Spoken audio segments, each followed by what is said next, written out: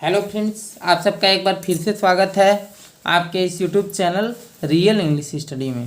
Friends, आज के इस वीडियो में हम लोग नरेशन का पार्ट थर्ड कवर करेंगे। पार्ट फर्स्ट और पार्ट सेकंड का वीडियो अपलोड हो चुका है, जिसमें नरेशन का इंट्रोडक्शन और नरेशन के कुछ जनरल रूल्स जो चेंजिंग में होते हैं वो सब बताया जा चुका है। पार्ट थर्ड में आज हम लोग देखेंगे कि यदि रिपोर्टिंग वर्ब पास्ट टेंस में होती है तो रिपोर्टेड स्पीच के टेंस में किस किस टाइप का चेंजिंग होता है और कौन से टेंस किस टेंस में बदला जाता है, किस टेंस की वर्ब किस टेंस में बदलती है। तो ये सब कुछ जानने के लिए डिटेल में बने रहिए मेरे साथ। तो आइए आज का वीडियो शुरू करते हैं।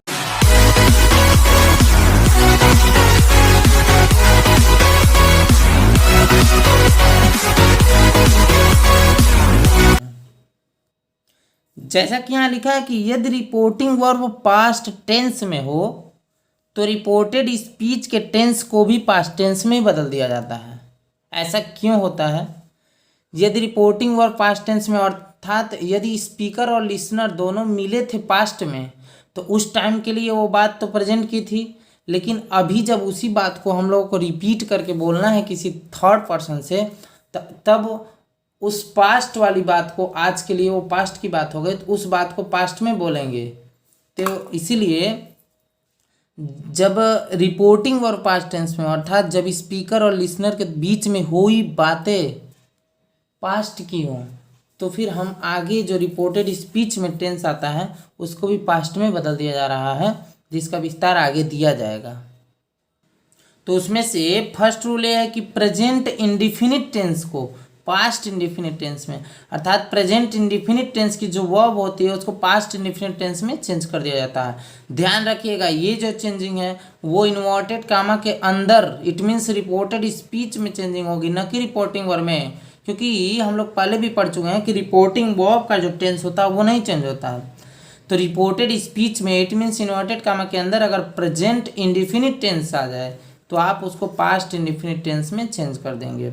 It means present indefinite tense में वर्ब की फर्स्ट फॉर्म या वर्ब की फिफ्थ फॉर्म मीन्स ऐसे यस वाली फॉर्म या डू या डज, इन चारों में से कोई भी आया है तो उसको वर्ब की सेकेंड फॉर्म में और या डिड में, इट मीन्स B1 या B5 आया रहेगा तो उसको V2 में वर्ब की सेकेंड फॉर्म में चेंज कर देंगे, और डू या डज आया रहेगा तो इसको डिड में चेंज कर देना है।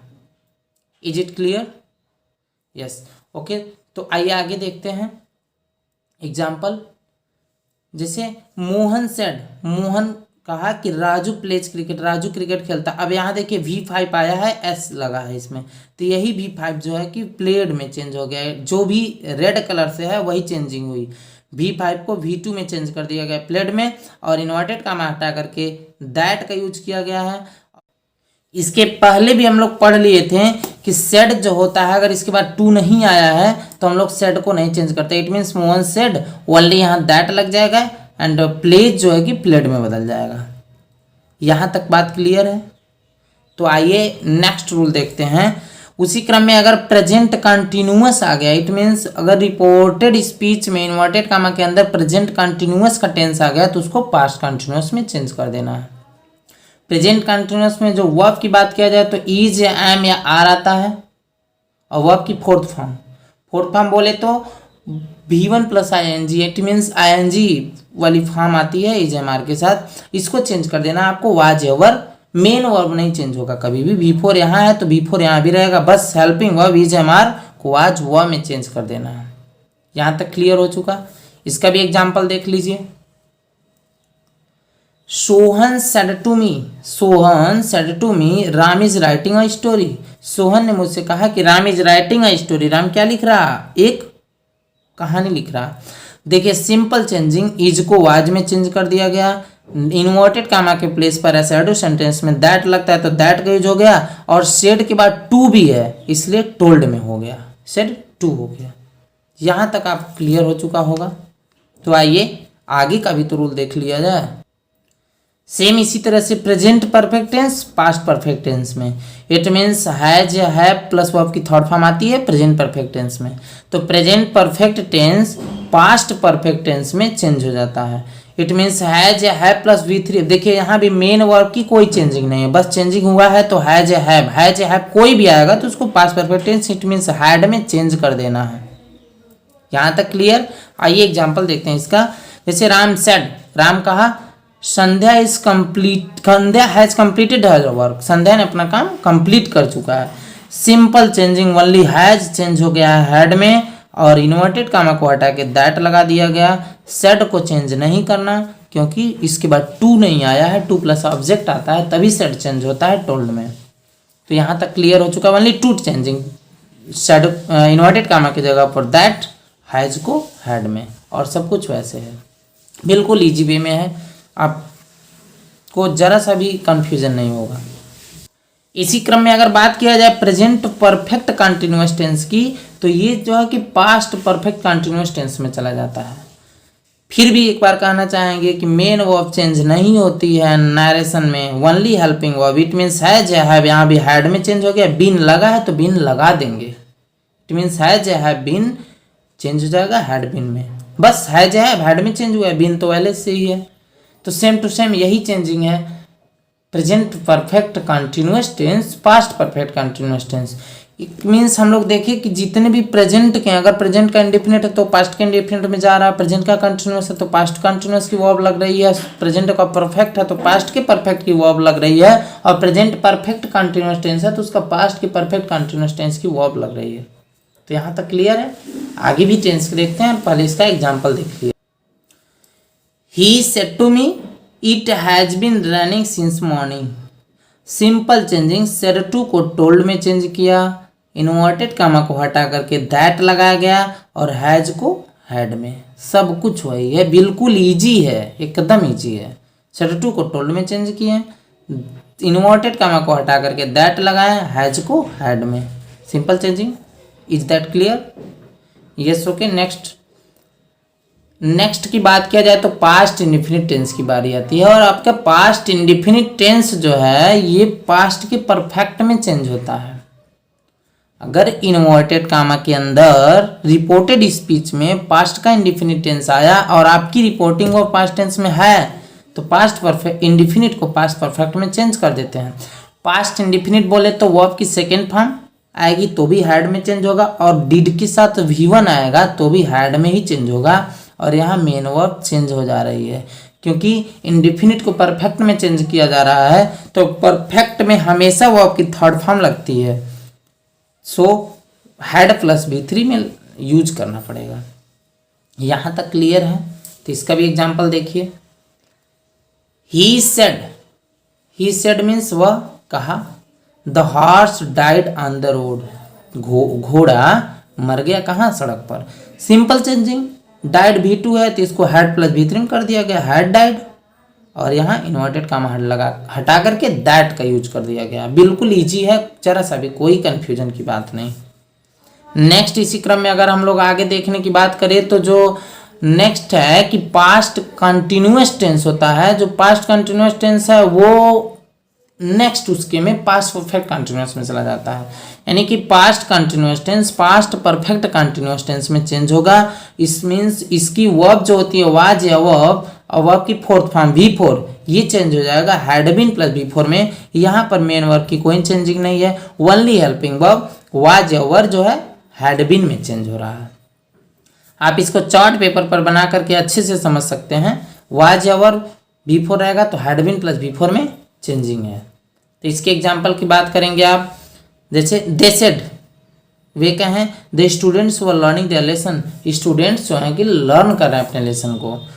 तो सिंपल सी बात, वर को हैड बीन में और दैट लग गया, यहाँ कोई चेंजिंग नहीं। It is too easy for understand, very easy, very simple, कोई चेंजिंग नहीं। तो बिल्कुल आ गया इजी वे में। नेक्स्ट से देख लेते हैं एक नोट कि जो पास्ट परफेक्ट टेंस होता है ना और पास्ट का परफेक्ट कंटिन्यूअस टेंस होता है, इन दोनों टेंस में कोई चेंजिंग नहीं की जाती है। It means past perfect tense एवं पास्ट परफेक्ट कंटिन्यूअस टेंस जो है उसमें कोई चेंजिंग नहीं होगा। इट मीन्स उसकी जो अब होती है, पास्ट परफेक्ट बोला जाए तो हैड प्लस V3 और पास्ट परफेक्ट कंटिन्यूअस बोला जाए तो हैड बीन प्लस V4, इन दोनों में कोई चेंजिंग नहीं करना है। अगर इसकी वर्ब आ रही है तो वैसे लिख देना है। जैसे Ram said Usha had been reading for 2 hours, Usha पढ़ रही है 2 घंटे से। अब देखिए हैड आया है तो कोई चेंजिंग नहीं, हैड बीन है तो हैड बीन में ही लग गया, और यहाँ दैट ओनली यूज कर देना है। इट इज़ टू ईजी, बहुत ही सिंपल है। यहाँ तक अगर आपको समझ में आ चुका तो आगे को जानने के लिए आइए और देखते हैं। आगे बात किया जाए तो लिखा है कि यदि रिपोर्टिंग व पास्ट टेंस में है तो रिपोर्टेड स्पीच में अगर फ्यूचर वाली बात आ जाए, जैसे विल, शैल, कैन, एम, इनमें से कोई भी आ गया तो बस ओनली 4 चेंजिंग। विल को वुड में, शैल को शुड में, कैन को कुड में और मे को माइट में बदल दिया जाएगा। अगर रिपोर्टिंग और पास्ट टेंस में है और रिपोर्टेड स्पीच में 4 हीरो आ गए हैं, इन चारों को ऐसे चेंज करना है। विल को वुड में, शैल को शुड में, कैन को कुड में, मे को माइट में। लेकिन एक बात ध्यान देने वाली है, सबसे इंपॉर्टेंट बात, कि अगर इनके बाद आने वाला शब्द कुछ और आ गया, जैसे बी, हैव, बीन, कुछ भी आ गया इनके बाद, तो वो नहीं चेंज होगा। बस ये विल को वुड में चेंज कर दिया जाएगा, शैल को शुड में, और कैन को कुड में, मे को माइट में, बस ओनली यही चेंजिंग होगी। और इसके बाद अगर कोई भी वर्ड आ गया है इनकी हेल्प करने के लिए तो वो कोई चेंजिंग उसमें नहीं होती है। अर्थात बाई एग्जाम्पल भी आप देख सकते हैं कि विल बी आया तो देखिए वुड बी हो गया, बी नहीं चेंज हुआ, ओनली विल को वुड में किया गया। शैल भी आया तो शुड बी में कर दिया गया, कोई चेंजिंग नहीं, बस विल को वुड में और शैल को शुड में। Simple concept, you have to learn for your knowledge. इसी क्रम में अगर एग्जाम्पल देख लेते हैं, जैसे I said they will be playing, it means I said, वो कहा दे विल बी प्लेइंग, वे लोग खेल रहे होंगे, तो आई सेड ओनली यहाँ दैट लग गया और विल को वुड में चेंज कर दिया। वेरी सिंपल, एकदम ईजी है। Ravi said to me, Ravi मुझसे कहा Shyam can jump into the river, Shyam नदी में कूद सकता है, तो बिल्कुल चेंजिंग का कोई सवाल ही नहीं है। कैन को कुड में चेंज कर दिया, सेड टू को टोल्ड में, और यहाँ दैट लग गया है, बिल्कुल to easy to understand.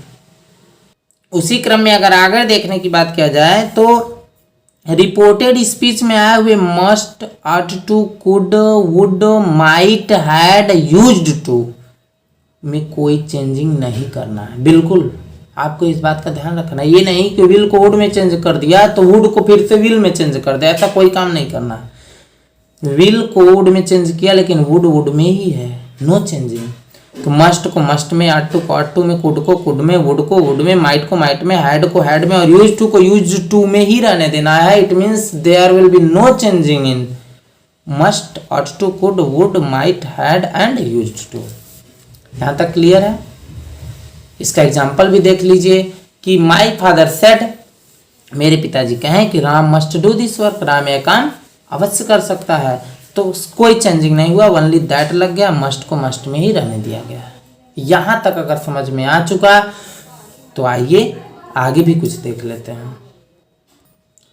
Tense से रिलेटेड जितने रूल हैं उनमें कुछ एक्सेप्शन भी है कि कभी कभी रिपोर्टेड स्पीच में आया हुआ टेंस चेंज नहीं होता है, भले ही आपकी रिपोर्टिंग वर्ब पास्ट टेंस में हो।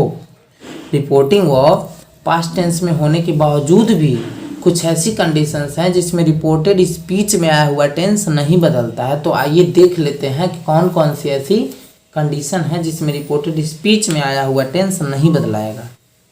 तो यहाँ लिखा है कि नीचे लिखी हुई कुछ कंडीशंस में रिपोर्टिंग वर्ब पास्ट टेंस में होते हुए भी रिपोर्टेड स्पीच का जो टेंस होता है ना उसमें कोई चेंजिंग नहीं होती है।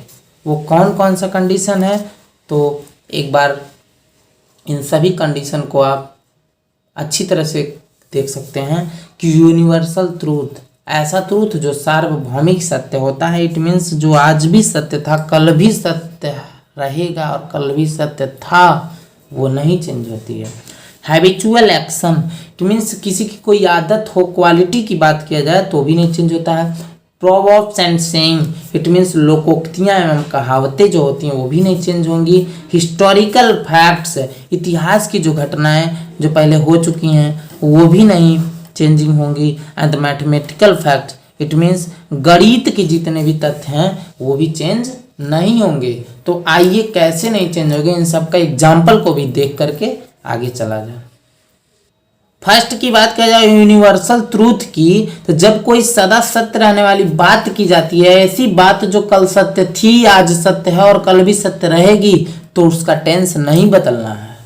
बिल्कुल, जैसे द टीचर सेड, अध्यापक ने कहा कि the earth moves round the sun. The earth means पृथ्वी, मूव्स माने घूमती है, किसमें, तो राउंड द सन माने सूर्य के चारों तरफ। ये बात देखिए, कल भी सत्य था, आज भी सत्य और आज कल भी सत्य रहेगा, इसलिए इसके टेंस को कोई चेंजिंग नहीं करना, ओनली दैट लगा दिया गया है, कोई चेंजिंग नहीं हुआ है।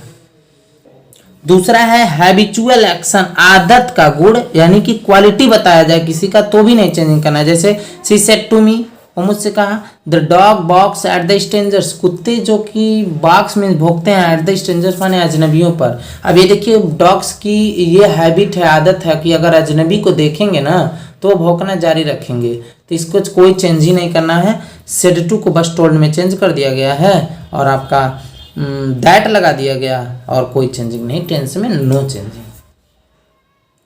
थर्ड है प्रोवर्ब्स एंड सेइंग, लोकोक्तियां एवं कहावतें, अर्थात जब कोई कहावत है ना तो भी नहीं चेंजिंग कर, जैसे honesty is the best policy, no changing, only that लगा, कोई चेंजिंग नहीं हुई। उसी तरह से might is right, like father like son, ये जितने भी लोकोक्तियां एवं कहावतें होती हैं उन सब में कोई चेंजिंग नहीं की जाती है, इस बात का आपको पूरा ध्यान रखना है। इसी क्रम में अगर फोर्थ देखा जाए, हिस्टोरिकल फैक्ट है, जब किसी ऐतिहासिक घटना का जिक्र किया गया हो, इट मीन्स ऐसी घटना जो आज भी है, कल हो रही है, होती ही रहेगी, ऐसी घटना का भी जिक्र कर दिया जाएगा तो भी नहीं टेंस चेंज करना रहता। जैसे द टीचर सेड, अध्यापक ने कहा कि Samudragupta is called the Napoleon of India, Samudragupta को नेपोलियन ऑफ इंडिया कहा जाता है। अब ये कल भी कहा जाता था, आज भी कहा जाएगा, इसके बाद भी कहा जा सकता है, तो इसलिए इसके टेंस को चेंज ही नहीं करना है। अर्थात देखिए, इसके टेंस में कोई चेंजिंग नहीं हुआ, ओनली दैट लग गया और Samudragupta is called the Napoleon of India वैसे लिख दिया गया। और लास्ट है मैथमेटिकल फैक्ट, यानी गणित का कोई तथ्य हो, गणित का कोई फार्मूला हो, तो उसको भी आपको चेंज नहीं करना है। जैसे मैथ टीचर सेड, मैथ के अध्यापक कहें कि the value of pi is 3.14, कि जो पाई की वैल्यू होती है वो 3.14 यानी कि 3.14 होती है। ये देखिए मैथ का फार्मूला है। इसी तरह से कोई भी मैथ का फार्मूला, कोई भी साइंस का फैक्ट हो तो वो चेंज नहीं होगा, क्योंकि अगर हम उसको चेंज कर देंगे तो हम कह देंगे होता था लेकिन आज भी तो होता है, इसलिए कोई चेंजिंग नहीं होगी। यहाँ तक हुआ टेंस के एक्सेप्शन का अपवाद। अब आइए आगे देखते हैं कि कुछ क्या और भी कंडीशंस हैं, कुछ और इंपॉर्टेंट चीजें हैं जो कि असर्टिव सेंटेंस में लागू हो सकती हैं, तो आइए वो भी देख लेते हैं। यहाँ आपको लिखा हुआ दिख रहा होगा कि some important fact of assertive sentence, कुछ असर्टिव सेंटेंस के इंपॉर्टेंट पॉइंट क्या है। तो फैक्ट नंबर फर्स्ट ये है कि यदि रिपोर्टेड स्पीच में मस्ट का यूज हुआ हो और उससे नैतिक कर्तव्य या जिम्मेदारी या नियम किसी सिद्धांत का बोध हो रहा है तो मस्ट को चेंज नहीं करते। हम लोग अभी पढ़े हैं कि ought to would should must वगैरह में चेंजिंग नहीं होगी, लेकिन अगर मस्ट का यूज नैतिक कर्तव्य जिम्मेदारी के लिए है, चेंजिंग हुआ यूज तो नहीं चेंज करना है।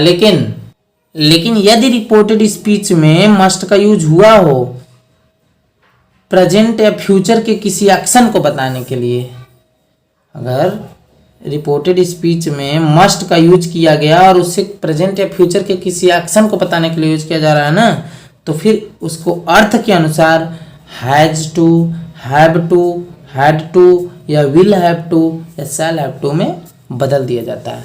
अगर प्रेजेंट या पास्ट के या फ्यूचर का किसी एक्शन को बताने के लिए यूज किया होगा मस्ट का, तो उसको हैज टू या हैव टू या विल हैव टू या शैल हैव टू में चेंजिंग कर देंगे। इस बात को आपको ध्यान में रखना है कॉम्पिटिटिव एग्जाम के लिए और अपने एग्जाम्स के लिए। एग्जाम्पल के माध्यम से और हम लोग क्लियर कर सकते हैं। जैसे ही सेड, वह कहा कि we must love our country, we must love our country, हमको अपने देश से प्रेम करना चाहिए। अब ये देखिए नैतिक कर्तव्य है तो कोई चेंजिंग नहीं हुआ है मस्ट में, मस्ट में कोई चेंजिंग नहीं हुआ है। सेम उसी तरह से है कि सी सेड, वह कही कि we must obey our parents, हम लोग को अपने माता पिता के आज्ञा का पालन करना चाहिए, इसमें भी कोई चेंजिंग नहीं होगा क्योंकि ये भी हमारी कर्तव्य और हमारी जिम्मेदारी की बात की जा रही है। लेकिन जो नीचे एग्जाम्पल दिया गया है कि सी सेड, वह कही कि आई मस्ट गो, माने मुझे जाना चाहिए था। ये देखिए पास्ट की बात हो रही है, मुझे जाना चाहिए था, हो सकता है कुछ देर पहले की बात हो रहा, तो मस्ट को हम लोग हैड टू में चेंज कर दिए हैं कि उसे जाना चाहिए था, तो सी सेड दैट लगाना और हैड टू में चेंज कर देना। उसी तरह से राहुल सेड, राहुल कहा I must do this work, मुझे यह काम अब करना चाहिए, ये काम मतलब मुझे अभी करना ही है, या मुझे यह काम करना चाहिए, या फिर मैं ये काम करूँगा। तो आप चाहें तो विल हैव टू में चेंज कर सकते हैं, आप प्रेजेंट में भी कर सकते हैं हैव टू, तो ऐसी चेंजिंग हो जाएगी। और ये जो इम्पोर्टेंट पॉइंट है ये अपने माइंड में अवश्य आप रखें।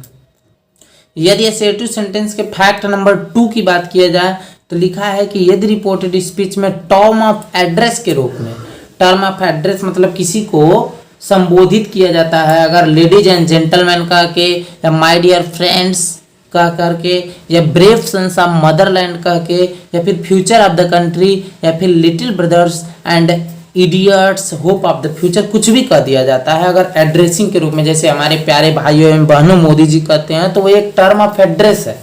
अगर इन सब चीज़ों का नाम लिया जाता है और इन सब का यूज किया जाता है तो फिर इसे इनडायरेक्ट स्पीच में बदलने के कुछ रूल हैं, जिसको हम लोग नीचे एग्जाम्पल के माध्यम से देखेंगे। लिखा है कि PT Nehru said to the people, PT Nehru कहें पीपुल से, friends I thank you all, friends I thank you all, friends means मित्रों मैं तुम्हें धन्यवाद देता हूँ। देखिए यहाँ इन्वर्टेड कामा छूट गया था, तो इन्वर्टेड कामा लगाना जरूरी है।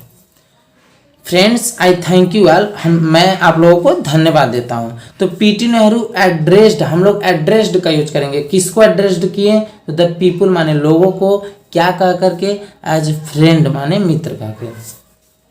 इस बात का ध्यान देना है, ये फर्स्ट रूल है कि वो सब्जेक्ट लिख देना है, फिर एड्रेस्ड लगा देना है सिर टू को जगह पर, फिर उन ऑब्जेक्ट लिखने के बाद क्या कह के एड्रेस किए थे, एज फ्रेंड्स किए थे एज फ्रेंड्स लगाना है, एंड सेड दैट बाद में लगाना है। उसके बाद आगे का सेंटेंस बदल लेना, he thanked them all, person के अकॉर्डिंग चेंजिंग है, जो कि हम लोग आगे भी देखेंगे अभी। नेक्स्ट एग्जाम्पल है कि द लीडर सेड, लीडर ने कहा कि ladies and gentleman, ladies and gentleman you are my hope, आप ही लोग तो मेरी आशा है। तो देखिए 2 तरीका बता रहा हूँ बनाने का, जो भी आपको इजी लगे समझ लीजिए। कह रहा कि फर्स्ट में द लीडर एड्रेस्ड, एड्रेस्ड का यूज करके, the leader addressed the people means लोगों को एड्रेस किया, क्या कहा कि as ladies and gentleman, ladies और जेंटलमैन कहा के, एंड सेड दैट का यूज किया जाता है, इट मीन्स इसके बाद कहा कि दे वर हिज होप, कि वही लोग उसकी आशा है। तो फर्स्ट रूल तो ये हो गया एड्रेस्ड का यूज करके। और सेकेंड रूल की अगर बात किया जाएगा तो सेकेंड रूल में है कि एड्रेसिंग द पीपुल, एड्रेसिंग का यूज करके बोला जाता है कि एड्रेसिंग द पीपुल, एड्रेसिंग माने संबोधित करते हुए, द पीपुल मीन्स लोगों को, एज लेडीज एंड जेंटलमैन, जैसा कि लेडीज एंड जेंटलमैन का के संबोधित करते हुए the leader said that, leader ने कहा कि दे वर हिज होप, कि वही लोग उसकी आशा है। यानी कि अगर फार्मूला अगर इस बात पे दिया जाए तो सबसे पहले एड्रेसिंग लगाना है, उसके बाद ऑब्जेक्ट, फिर एज लगाना है, और टर्म ऑफ एड्रेस जैसे लेडीज एंड जेंटलमैन लगाया गया तो उसका यूज करके आगे का सेंटेंस वैसे चेंज कर देना है। तो यहाँ तक आपको समझ में आया होगा कि अगर टर्म ऑफ एड्रेस का यूज हो गया हो रिपोर्टेड स्पीच में तो उसको किस प्रकार से इनडायरेक्ट नरेशन में चेंज किया जा सकता है। इसी तरह से 1-2 फैक्ट और हैं असर्टिव सेंटेंस के, तो आइए आगे भी उसको देख लेते हैं, उसके बाद आपको एक एक करके सब कुछ क्लियर होता जाएगा।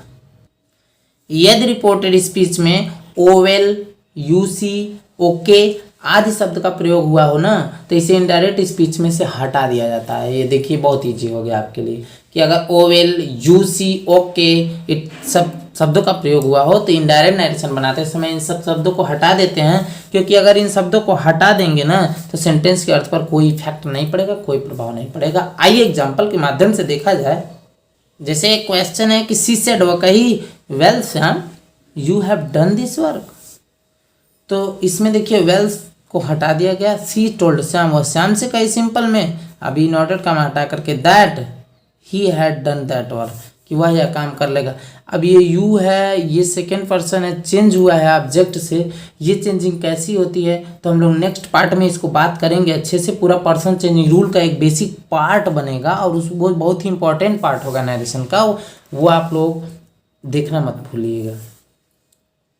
तो वहाँ हम लोग देखे थे कि ओवेल यूसी वगैरह को हटा दिया जाता है। नेक्स्ट फैक्ट और लास्ट फैक्ट देख लिया जाए कि यदि रिपोर्टेड स्पीच में स्वागत के लिए, वेलकम के लिए या विदाई के लिए, जैसे स्वागत करने के लिए या फेयरवेल के लिए कोई वर्ड यूज होता है, जैसे good morning, good evening, good night वगैरह का यूज होता है ना, तो इसे इनडायरेक्ट नरेशन में कुछ इस प्रकार बदला जाता है, जिसका फार्मूला आपको नीचे मिल जा रहा है। इसी फार्मूले के अकॉर्डिंग अगर आप चेंजिंग करेंगे तो आपका सेंटेंस गलत नहीं होगा, अदरवाइज थोड़ी सी प्रॉब्लम हो सकती है।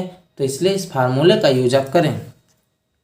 जैसे सब्जेक्ट लिखने के बाद बीड या बीट्स या बैड या विश या विश्ड विश्ड, अब हम आपको इतना क्लियर कर दें कि विश, विशेस और विश्ड का यूज किया जाता है जब किसी से मिलने पर, मीटिंग वर्ड बोलने पर, यानी वेलकम के लिए, और विदाई के लिए बीड, बीट्स और बीड बेड का यूज किया जाता है। और भी ज़्यादा क्लियर किया जाए तो ये प्रेजेंट टेंस में सिंगुलर के साथ बीट्स और प्लूरल के साथ बीड, और ये पास्ट टेंस में बैड लगता है। सेम कंडीशन वहाँ पे V1 के साथ ये, यानी कि से रहेगा तो विश, सेज रहेगा तो विशेष, और सेड रहेगा तो विश्ड का यूज करेंगे। उसके बाद object of the reporting verb, reporting verb का ऑब्जेक्ट लिख देते हैं, फिर गुड मॉर्निंग, गुड नाइट वगैरह जो कुछ भी लगाना रहता है लगा देते हैं, सेड दैट कहते हैं, और जनरल रूल्स लिखते हैं। जब एग्जाम्पल आप देखेंगे तो आपको अच्छे से क्लियर हो चुकेगा। तो आइए एग्जाम्पल भी इसका देख लेते हैं। जैसे एग्जाम्पल के तौर पे दिया है कि my friend said to me, मेरा मित्र ने मुझसे कहा कि good morning, she had finished her homework, good morning, उसने अपना काम कर लिया, और हमको इन्फॉर्मेशन दिया आके। तो यहाँ देखिए, तो माई फ्रेंड, अब ये गुड मॉर्निंग है, विदाई वेलकम वाली बात, तो विश्ड लगा दिए और ऑब्जेक्ट लिख दिए मी, इसके अकॉर्डिंग रिपोर्टिंग और ऑब्जेक्ट लिख दिए मी। फिर गुड मॉर्निंग वो शब्द वो लगा देंगे जो बोलेगा, और एंड सेड दैट, देखिए एंड सेड दैट भी लग गया, और ये पूरा रूल वैसे उतार देंगे, सी हैड फिनिश्ड हर होमवर्क। तो आई होप आपको क्लियर हो चुका होगा सब कुछ कि जो चेंजिंग है। इन सभी चीज़ों को जानने के लिए हम लोग नेक्स्ट पार्ट में कवर करेंगे, क्योंकि ये वीडियो बहुत ही ज़्यादा लंबा हो जाएगा अगर सभी चीज़ें एक ही वीडियो में कवर की जाए। तो और भी आगे की चेंजिंग जानने के लिए कि टेंस चेंजिंग रूल में निकटता सूचक शब्दों का यूज कहाँ होता है, और भी कितने फैक्ट हैं, और इंटेरोगेटिव सेंटेंसेस में क्या क्या चेंजिंग होती है, इन सभी चीज़ों को जानने के लिए आप अगला पार्ट देखना ना भूलें।